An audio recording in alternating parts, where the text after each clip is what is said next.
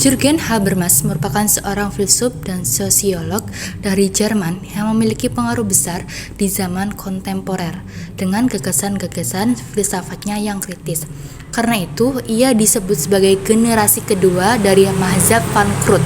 Habermas lahir di Düsseldorf, Jerman pada 18 Juni 1929. Teori kritis.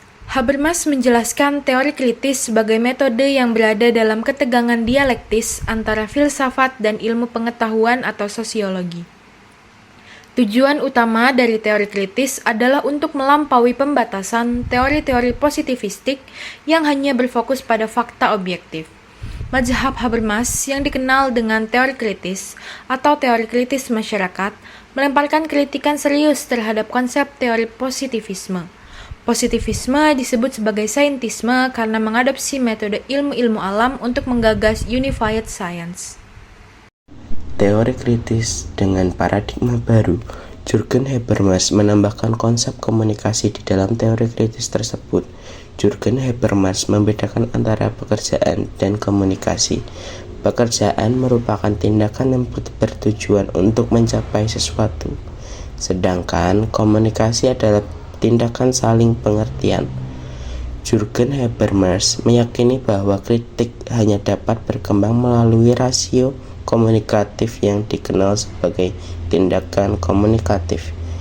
Masyarakat komunikatif adalah masyarakat yang menggunakan argumentasi, bukan revolusi atau kekerasan dalam melakukan kritik.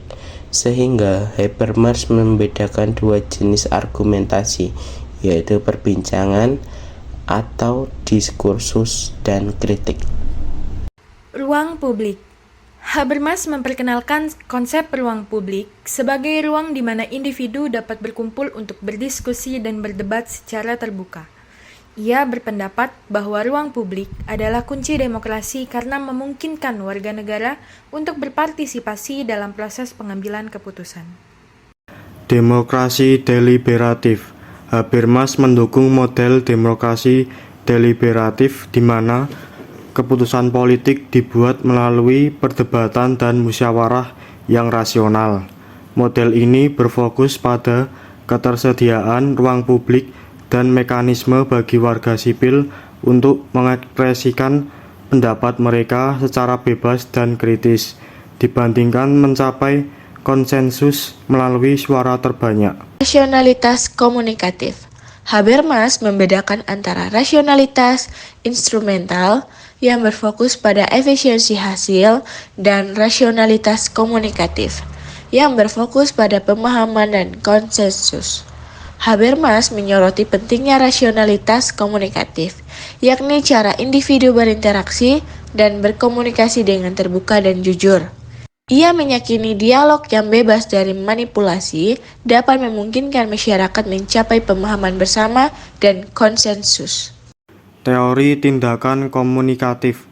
Habermas mengembangkan teori tindakan komunikatif yang menekankan pentingnya komunikasi yang bebas dari dominasi.